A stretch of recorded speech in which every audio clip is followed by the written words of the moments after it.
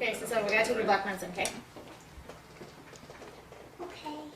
And then get ready all by myself within class. Yeah, that's a good idea. You don't have to get me ready anymore because I'm a big girl. You don't have to get me ready anymore. So this is Aunt Zelda's. We use a 1-to-1 ratio of THC to CBD, which is what most cancer patients use. When she was very sick, at our highest, we were at about $3,000 a month in oils.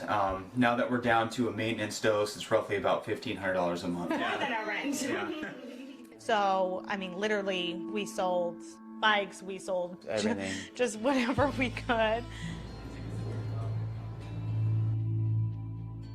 You know, I was very maxed out at this point, working as much overtime as I could. So I just kind of asked, what do guys do on the job when they get sick? Because we're doing something completely alternative. We're not using our insurance anymore. So that next day, they got in touch with a charitable organization called the Fire Family Foundation.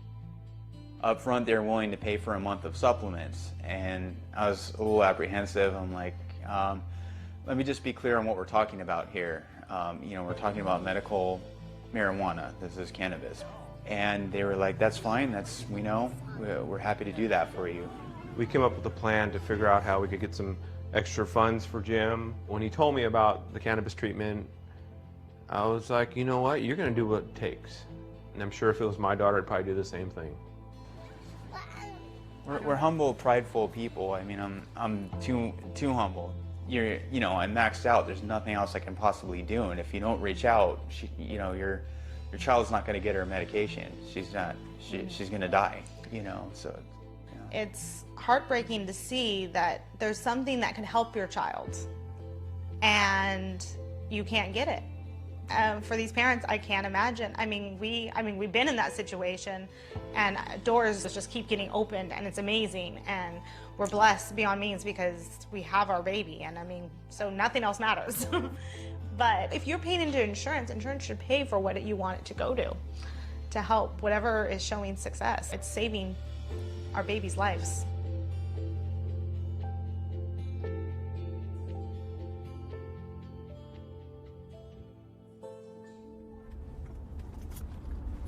Kiss? Can I kiss? Thank you. You're so sweet. So sweet. Now the nerves really start kicking in. Yeah. Scanxiety. Because we got to do this every 3 months, and this is going to be our life for a while. Hi, Betty. My name is Tracy Ryan. My daughter Sophie had an MRI scan today. Would I be able to put in a request with you to pick up a disc the second it's available? Yeah, it's been finalized. Oh, it has been? Yes. Okay. So you wanted to get a CD of it? Yes, ma'am. I'm going to go get him. I always tell my husband that it could always be worse, and we see worse every single day of our lives. Everybody keeps saying God only gives you what you can handle, but I think that we get things that we can't handle sometimes. I feel like it's my responsibility and my duty to the world and to God and to my child to pass on this information and to help people. So I created a group called Canna Kids along with some other mommies that had sick kids. It's an amazing, amazing group full of wonderful women and men and experts and doctors and scientists, and it's just really wonderful. Hi, Lou. It shrunk. Let me get the paper. Lulu, it is half the size. It went from 2.6 to 1.7. It is half the size. The cystic component now measures 1.4 centimeters versus 2.8 centimeters on 923. It is also half the size. That is... Lulu, these tumors don't shrink with chemo. These tumors don't shrink with chemo. Oh my God. Hand on a Bible. My doctor said if you can get this tumor to half the size, there's no way we can claim that it was the chemo. That's the only way. It has to get to half the size. Oh, here we go. Look at these huge black holes. That's the cell death.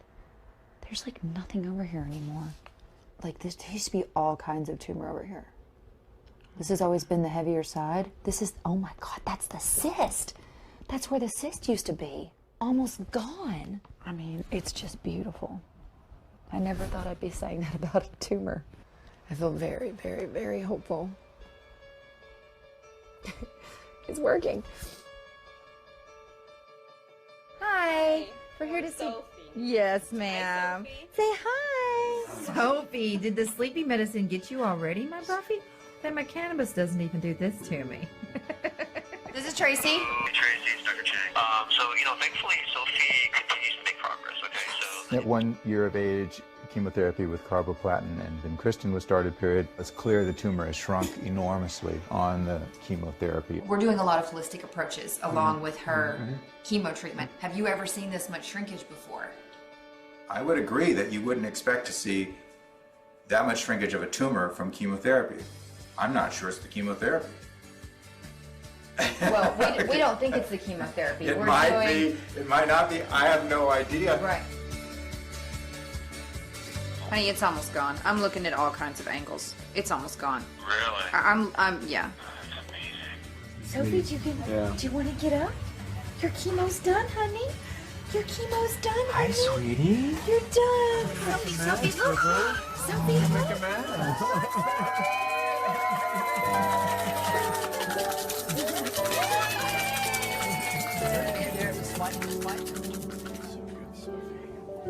I'd be so proud.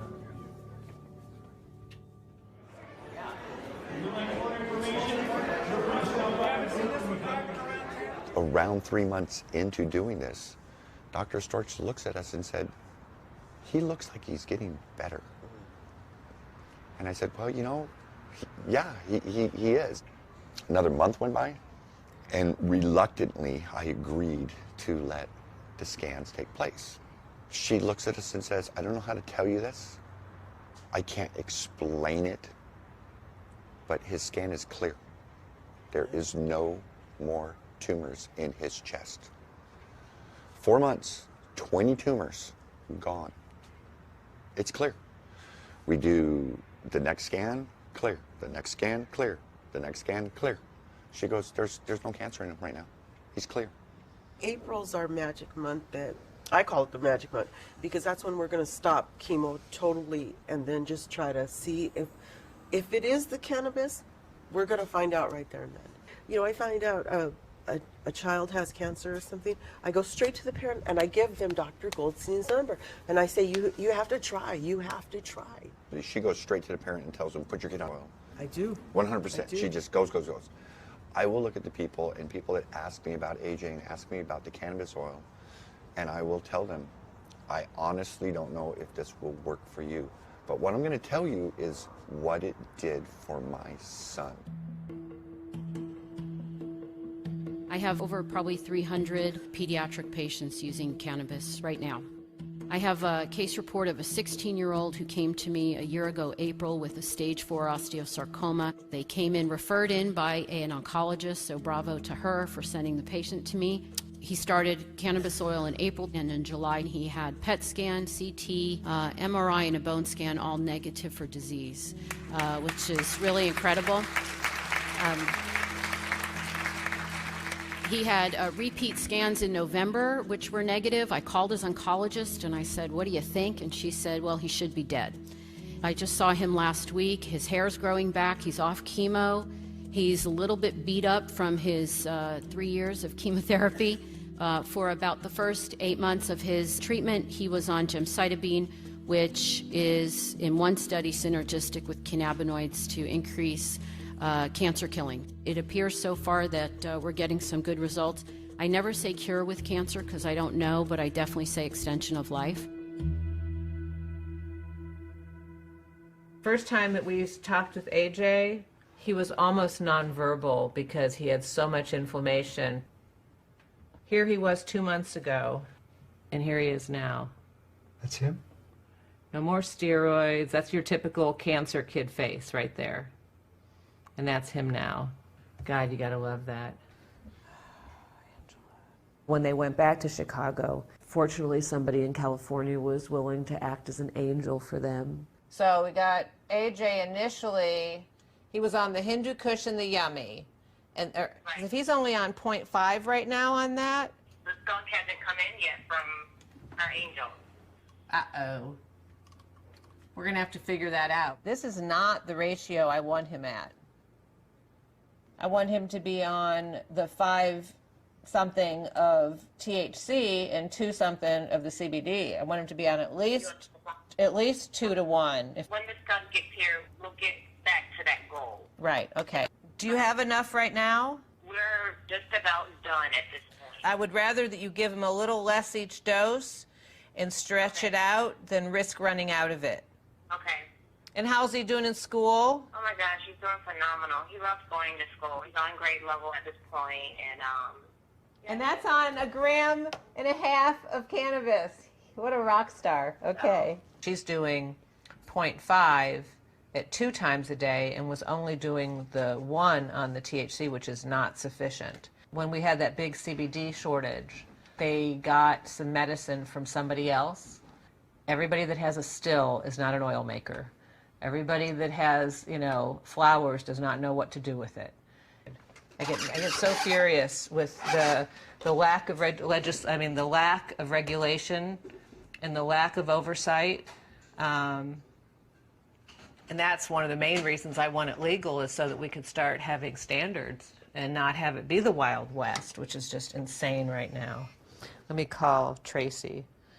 Where are we right now on dosing on Sophie? predominantly we're 1-to-1. Okay. What made you decide to change to 1-to-1? I thought that was what we had discussed a while back. I don't remember exactly why it was that we switched to a 1-to-1 because it's been so long ago. But now she's doing Charlotte's Web and the THC that you gave me last. I can't remember what strain it was. And that's a really good key for it. So she's doing Charlotte's Web instead of our... It's been predominantly Charlotte's for a while.